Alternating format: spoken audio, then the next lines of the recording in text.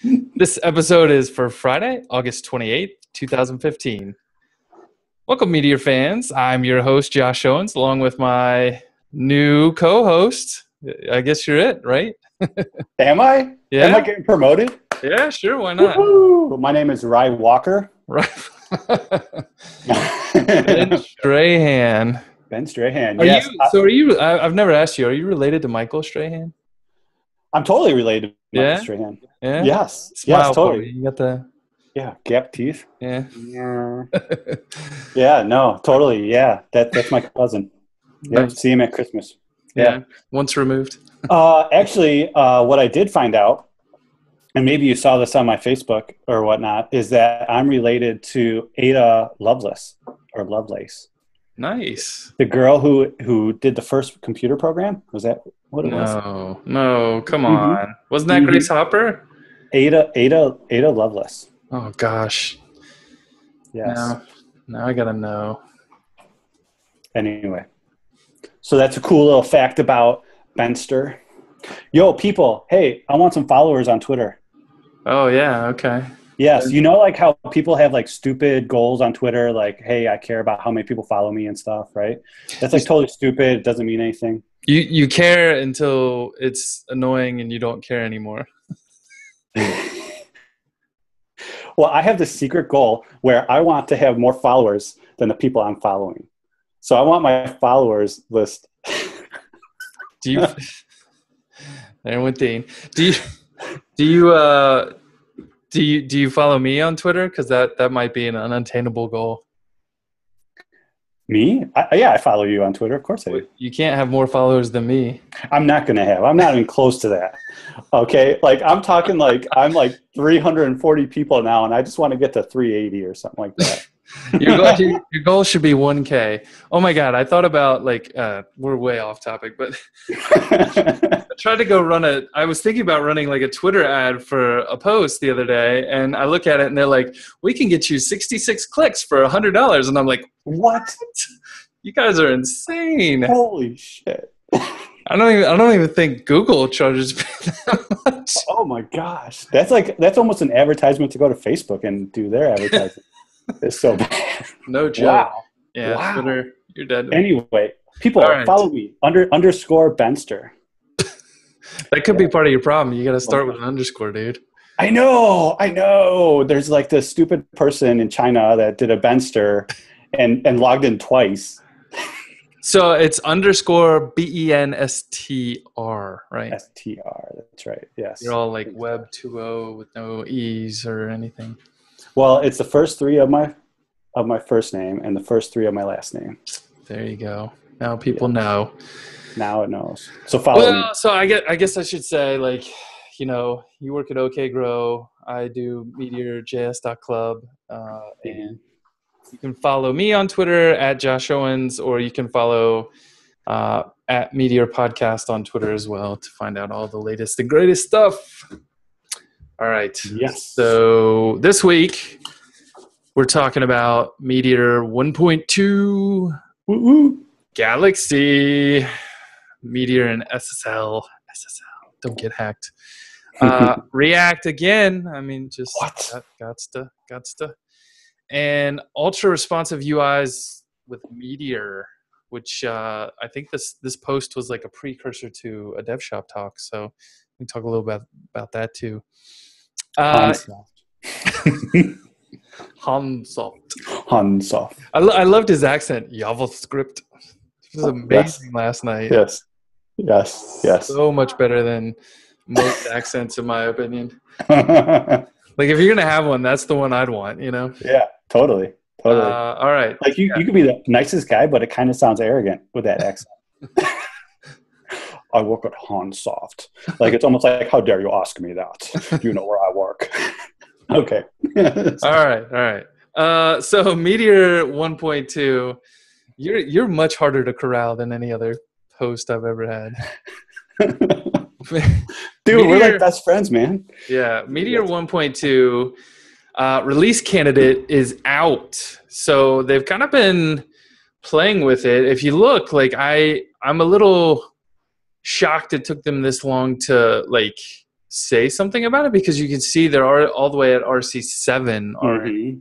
And I saw it in the tags there and kind of knew it was coming, but it was pretty awesome to see.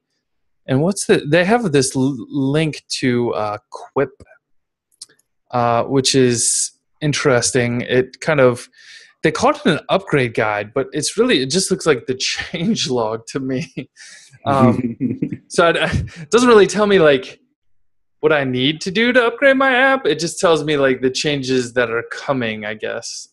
So some of the import stuff is changing and like the build tool APIs and that kind of stuff. Which, I mean, if you don't write a lot of packages, maybe it doesn't matter to you. Maybe it does, I don't know. But there is a lot of great stuff in here. You know, I think we've all heard the highlights of React and Angular and ECMAScript 2015, as we call it now. Can't call it ES6 anymore. No. Or Lucy. Or Lucy. Paramount Pictures called us. Yeah. They threatened to sue us. We gotta take down notice. Yeah, I don't know. Like, there's some interesting stuff in here, and you know, I love it because every time I hear, like, you see an AMA on Crater, or they started doing this Ask Us Anything right before the dev shops on Crowdcast. Like, the number one question I'm noticing is anyone that uses Meteor, they're like, oh, what about Blaze? Like, when are we going to see some updates to Blaze? Boom, it's in here. It's landing. We get let and we get each, and we get spacebar sub expressions. Like, this is actually some pretty awesome stuff. So I'm excited to see that land. If only we could see parent template land, that would be awesome. But no one's touched that, so no love for me. Was there anything else that stuck out? Moving to React? Is that what you said? Huh? Yeah, moving to React. That's what you said. No, that's not what I said. Well, I mean, I might have to because parent template data. Like, come on. But I am convinced with like the Ask Me Anything kind of stuff that Sashko and Alice is doing. Yeah. After the last one, I'm convinced that like any talk that I hear about people saying, "Oh, I wonder if Blaze is going to stick around or not," like I think it's locked in. Blaze is staying. Yeah, I don't think they're going to get rid of it. I mean, honestly, like. You know, and I guess we can talk about this too when we get to the fourth story there about React. The other side of the coin. There's some good points in there as well. Was there anything else that stood out to you in the 1.2 kind of docs that looked interesting? I guess Cordova is getting upgraded, and if you haven't heard, like all the packaging for Cordova is moving to NPM or has moved. Yeah. Yep. Yeah. And that is probably the biggest thing because I've been doing a lot of Cordova work and it's so annoying working with the old package system. Like, you want to move to NPM. So hooray for that. That's going to make my life easier. I'm interested to see the Meteor build integration and what comes out of that. Yeah. And there's supposed to be some speed improvements there too. So, which Lord knows we could use. It's slow. Seriously, it is. I watched today, like I was talking to Sir Charles Watson in Meteor Club Slack, and we decided to do like just a quick like looking over Kadira, and like he fired up the app locally, and like we literally just kind of like sat there twiddling our thumbs. Like, that's gotta be the slowest app I've ever seen. Ooh. Yeah. Crazy. All right.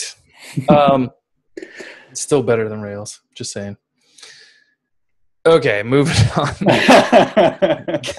Galaxy. Tell us, Ben. There's not much that we can tell. Do you know that people aren't talking to me in the community about Galaxy because they know that I do a lot of podcasts. Meteor has get everyone to sign an NDA. You've been blackballed? Well, they just don't want me. They just know I'm a talker. Yeah, you're a leaker. You leak all that information right out to everyone. I love the community so much. So yeah, but the post we linked to is talking about the early access. We can talk about that. Yeah. That's So there's early access. I wasn't asking you to give away trade secrets, Ben. What? Boring. Just want you to talk about the article. Yo, Galaxy, if you have a production app that is challenging and big, call up MDG right now and say, hey, I want free hosting for a couple months. Get me on Galaxy. And they will be like, okay, yes, absolutely. Yeah. And that's pretty much it. Yeah. There you go. You have to have a production app. You can't be like, hey, yo, I got this really neat toy. I should email them again. When the developer subscriptions came out, I emailed them. I'm like, so how much is this? Maybe I'll do it for Crater. And they're like, are you for real? Like, I got that email. I was like, I was just curious how much it was. So I should email them and be like, how about Galaxy and Crater? That makes sense. Seriously. I don't know. I still feel like that's going to be like not a cheap thing, right? Dean and I were talking a little bit about this today, and my take on it is I'm kind of seeing Meteor follow the business way of WordPress, where their first like for-profit product was an enhanced hosting environment for high-level, heavy-hitting blogs, WordPress blogs. Right, but I think and so it was like super expensive. I don't know. Like I feel like. To me, like, how can Galaxy compete with someone like Modulus, whose sole focus is just hosting, right? And they're not focused on anything else. They're not doing a developer subscription. They're not running an open source framework. I know a pretty big app. I know a pretty big Meteor app that's moving from Modulus to Galaxy right now. Interesting. Yes, and I also know why they're moving away from Modulus. And so if Galaxy can fulfill these few things that Modulus has, I mean, but I think, to me, like maybe, so I'm talking about the low end of the market, right? Like I think there's a point at which like the high end of the market, like doesn't really give a crap, like just fix our crap, make it fast, make it run. We want to be zippy. Here's a pile of cash. Like I absolutely get that. But I think, I read the forums and everyone's like, "Oh, it's the second coming," and no, I don't think it's going to be that. Like, I think it's going to be like it's going to be up there on costs because you're going to have like a support structure around it, and that stuff's going to cost money to pay those people's salaries, in my opinion. Well, what if it's the same quality as Modulus? Let's just like put that out there. Same quality as Modulus, but on the lower tier, it's free. Whereas Modulus is like $7.50 a month. Yeah, but I think that's not true at all. Modulus is like $15. No, they have a lower tier now. They do? Yeah, they have a lower RAM. Lower than, I mean, you can't, whatever. Like I feel like even on $15, you can't really run a Meteor app. So like 368 megs, like, yeah, can't do it. I've done it. No, yeah, can't be done. Well, not when you have users. He said, she said. Oh. No, there's no he said, she said here, dude. I got Crater stats right here. Boom. I have to say that, I focus on like enterprise stuff and like not as much public work as what you do. So I do have less concurrent users. But yeah, those smaller boxes work just fine for under 100 concurrent users. Yeah.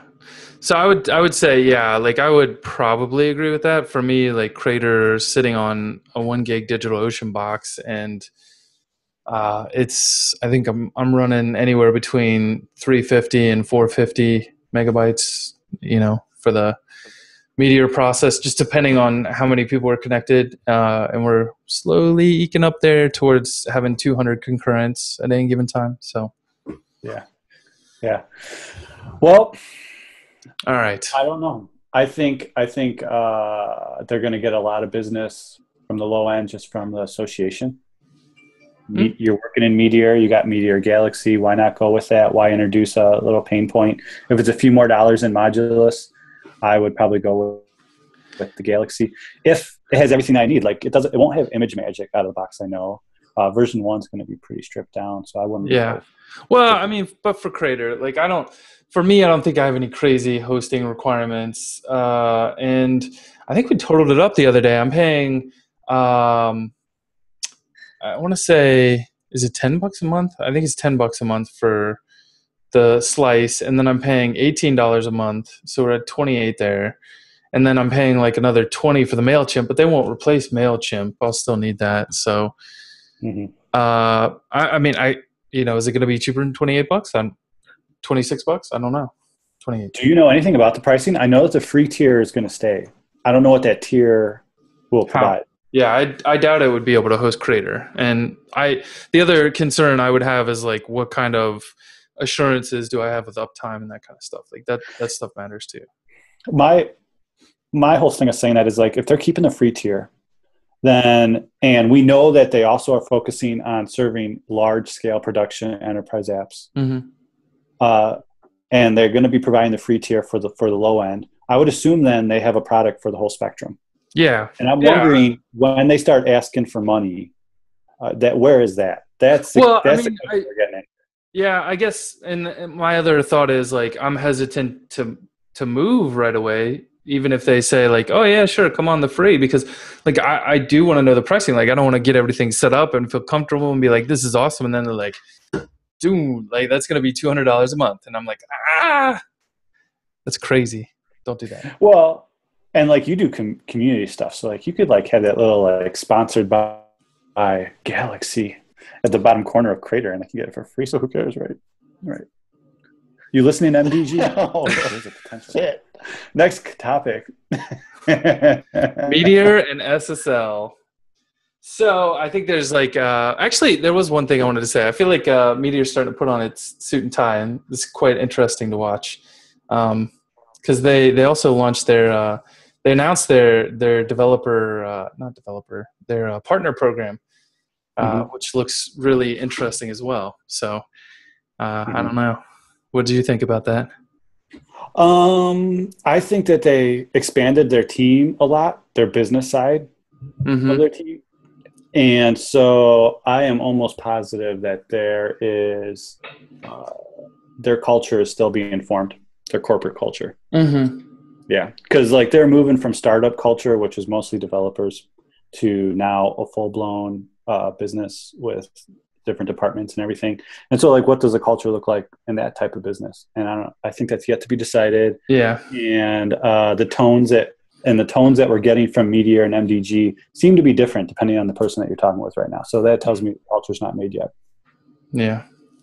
My 2 cents. Yeah. So. But it's interesting to watch. Like this is a little bit different. So like I definitely like when I watch the Meteor community, I draw parallels to like what happened in Rails, and like this is one thing that never happened in Rails because it wasn't like there was no like, even though you had 37 signals and a core group, like this stuff wasn't really there, Right. Yeah, they were totally separate. Yeah. Like they were very loosely coupled. So. Yes. Very interesting stuff. All right, Meteor and SSL. Yeah, so like I love all you guys, and I added SSL to Crater, and I got some questions from people about it, like how does that work, and why would you do that? And so I thought maybe it was time to talk about it. And like this one's been sitting in my draft folder for the longest time, and then P. Corey wrote an article as well about sniffing out DDP traffic, and it was like, oh, well, Pete showed you how bad it could be. Let me show you how easy it is to fix that problem. So I finally published that article. It's looking awesome. I haven't read it yet. Yeah, it's pretty easy. Like I give you an Nginx config if you want to add SSL, and if you're on Modulus, you can just upload a cert. It's pretty easy there too. Yeah. Heroku maybe a little different. You got to pay them like $20 a month, and then obviously no idea on Galaxy. I'm assuming there's probably some way to upload a SSL cert if you need to. But the thing is like force your traffic to use the SSL. Yeah. You want that DDP to be over an SSL connection because like that could potentially be a problem for users. Like if you do all this work to like, I don't know, make sure your data is correct and all this other stuff, like if Joe Schmo comes along and like gets inserted into the middle, like he could just see all that data being passed back and forth, which is terrible. So stop that. Just get SSL set up, super easy. And there's the Force SSL package, or I've got a little Nginx redirect config that just detects, when you're coming to crater.io, it'll redirect you to the SSL. And then you don't have to worry about it anymore. I guess you have to worry a little. Like I went in there and already, like, since I launched it back in April, maybe, there's already like a cipher's already been deemed weak at this point. And I was like, I went from an A+ to a B on that little scoring tool that I linked to. And it was just because like one cipher is deemed weak now. And I had to remove it from the list. So crazy. Got to keep up on this stuff. Yeah. Great article. Guys, go read it. Yeah. It's like mandatory. So, and you know what? Surprisingly, not a lot of people wrote about it in our community. So it's great that you put that together. Yeah, thanks. Thank you, Josh. Yeah. From the community to you. Thank you. So tell us about the other side of the coin, Ben. Yo, I love this article. Yeah. I shared it with the whole team over at OK Grow. Let me find the tab. Where is it? Freaking, I don't have the tab open. React.js, the other side of the coin. So I love React, and I haven't been around like forever in the dev community like Josh. I'm not as old as him. How old are you? Me? Yes. 35. Okay. You're not that much younger than me, are you? I'm right there. I'm 32. Okay. Yeah. But I had a life before I had another like professional working career before this. So I wasn't around for like all the spaghetti code and like people saying like separation of concerns and all that stuff, and the hard lessons. So when I like see React and JSX, I'm like, cool, let's do it. And everyone's like, this doesn't look right to me. I don't like JSX. What is this shit? Right? Did I get your voice right? Did I get your tone right? No, you're totally off. I sound more manly than that. Here comes this article, The Other Side of the Coin. And basically his argument in a nutshell is we haven't noticed or haven't raised a red flag about we are comfortable with putting JS in our HTML, like Blaze, Angular. Yeah. We're okay with putting it in the HTML. And so we're already mixing concerns right there. And this is the other side of the coin, bringing HTML into JavaScript. Well, I think, so if you look at Meteor, it actually even goes further than that, right? Because you actually just take those templates and you compile them to JavaScript in the end. And so you're like, but I want to write HTML. I think from like maybe a designer's standpoint, writing it in the HTML is a little bit easier. And that separation of concern makes more sense. And maybe the other side of the coin here is like, let's actually make it easier on the developers. I don't know. Mm-hmm. Yeah, and then that's where it goes into, the article was going into saying, okay, now that I've made that correlation of, hey, we're cool with putting JS into HTML, and now, hey, other side of the coin, HTML into JS, then he went into the rest of the article talking about how it's superior, bringing HTML into JavaScript. So it's a great article, and I think it was well warranted to be written. So props to, who wrote that? Corey House. Yeah. Dude, good job, Corey, man. Thank you. Indeed.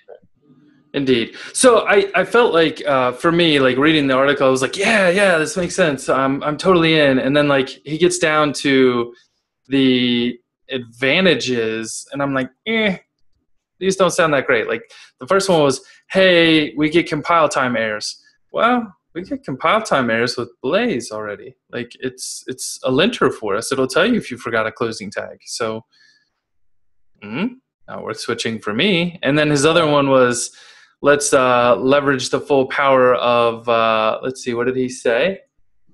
the IDEs. And because all our code is in the same file, we can now reference like methods that we've created up top, like down below, or vice versa. And yeah, maybe not enough to make me switch. So I feel like the article could have been a little better. That could have been fatter. Yeah, on the plus sides myself. But you know, I the top part really did resonate well with me. I do feel like he's got a valid point that, you know, we've slowly stepped this way, and mustache and handlebars and, you know, all those kinds of things were attempts at making templating safe for the client, and they've taken it to the point where now like someone else realized like, oh hey, we don't need these templates, let's just use straight JavaScript instead. So here we are. Interesting stuff. We're on the edge of the future. This is I would say this is a must read. I would, yeah. Yeah, you should definitely take a look at this thing. I would agree. All right. So Hansoft, which by the way, like I would say watch the dev shop from last night if you haven't yet. There were 2 really good main talks. And then there was like this really stellar lightning talk from some guy about file uploads too, right? Oh yeah, who's that guy? Who was that guy? Who was that best man? He was tall, dark, and handsome. I don't know who he was. Paul Dowman. All right. He said "hey" a lot, right? Hey? Hey, come down from Canada to talk to you guys, eh? No, he doesn't. Today I'm going to talk to you about file uploads. Oh my God, we're terrible. All right. So Hansoft. Building an ultra-responsive UI, sharing nearly all code between web and mobile. And this was written by, I think most people know him as Zim on Atmosphere and various places. But he just talked about like all the stuff that they were doing. And in particular, I found it a little bit interesting because they really, really placed a high emphasis on like client-side rendering times. They wanted everything to be like meticulously fast, and they kind of detailed a lot of the stuff that they had to do to make that work. In particular, you know, one thing that kind of blew me away is they said we didn't use Cordova. So yeah. I don't even know, what does that even mean? Because they've got a link here to an app on the App Store. Yeah. How's that even working? WK WebView. Really? So you can just build a native app that uses WK WebView? I guess I've never tried that.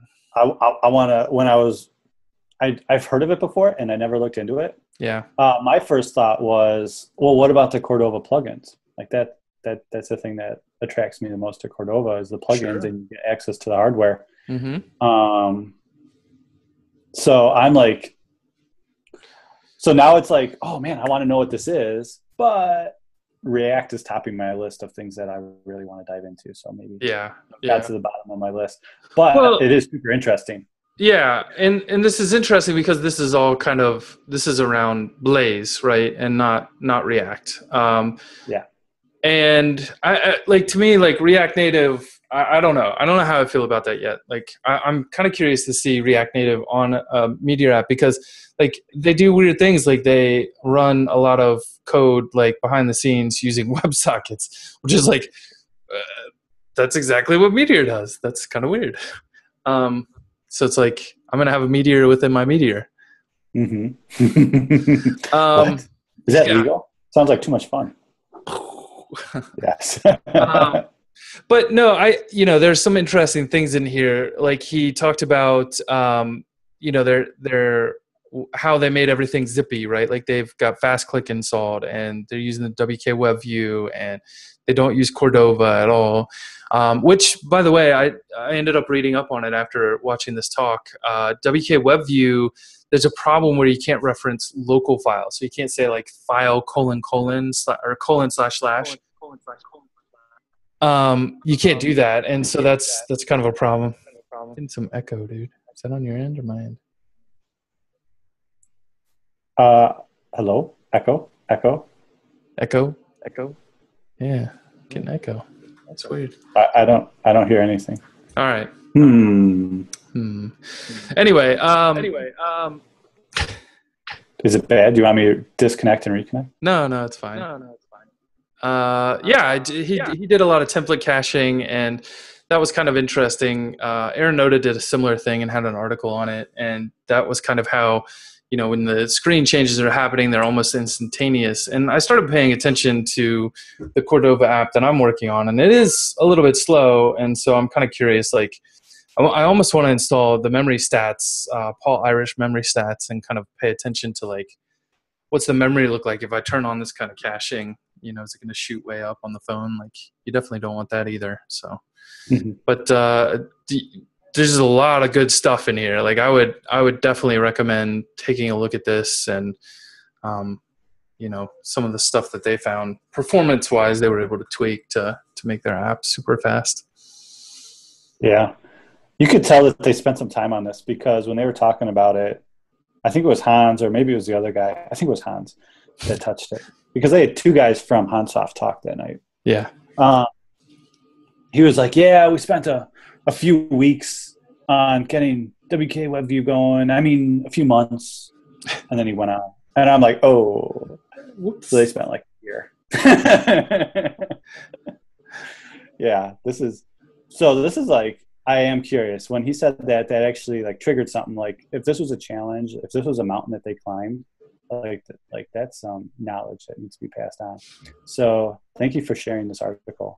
Yeah, and there was something else in there which they haven't talked about, and he said they were using some kind of like channels to do like sharding and channels to use Mongo in a different way that seemed maybe a little more performant and less of a like write load issue. So he said they're working with the MDG now and trying to figure out if it would make sense to like give it back to the community somehow as like part of the Mongo driver or something. So could be interesting. Who knows? Yeah. All right. We're at the end. I'm sad. Dude, I already miss you, Josh. I'm going to have to go drown my sorrows in a beer or something. Cheers.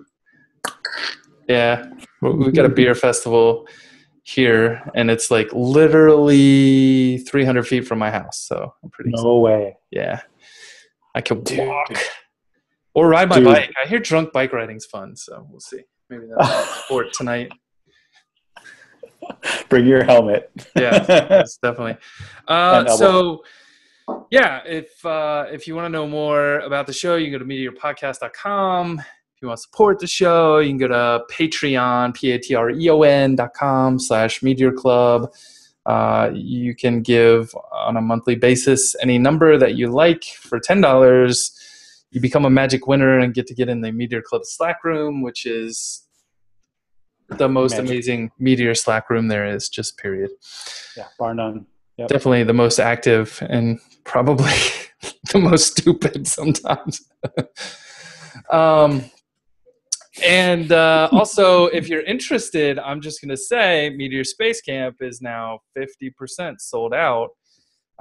You can go to meteorspace.camp, and you can take a look at what's going on. That'll be October 23rd to the 26th.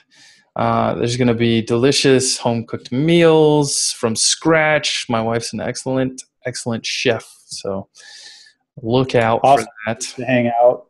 We're going to have a lot of industry professionals there. Indeed, yeah. Like Pete Corey's going to come, and I'm going to have him give a talk. You're going to come and give a talk, right? Mm-hmm. Yeah. The whole OK Grow team's coming, except for a few people. Yeah, you guys will pretty much just be our entire talk lineup, right? Be like you guys and Pete. Oh yeah, can we own it? Yeah, heck yeah. I asked Abby to come, and he said, "Oh yeah, we'll come. We want to do a talk. Can we do 2 talks?" And I'm like, "Yeah, probably." And he never signed up, so I don't know. Oh, he's on the fence. I'm still trying to convince him. Yeah. So the deal is that we have is if the Ben and Abby Show podcast takes off and has some good listener base, then he's going to be coming to Space Camp. That's the deal. Nice. So what I'll tweet about that. Yeah. So, and hopefully we recorded 2 shows so far, and hopefully we'll be releasing it publicly, the first show next Monday. What's the URL? I don't know yet. Oh, all right. Well, tell us next week. Yeah. All right. Yeah. Well, thanks for listening, guys. Advertisement. Yeah. lead up. Oh, I don't know. You failed. You can't do anything. You failed yet again. Totally. Door scream. All right. Well, thanks for tuning in, guys, and we'll be back. Same bat channel, same bat time next week. Tune back in. Bye. See you guys. This video has been a Meteor Club production. You can find out more information about Meteor Club and join the mailing list by clicking on the Meteor Club button below. If you enjoyed this video, you can also hit the subscribe button below and get more content like this. Thanks for watching.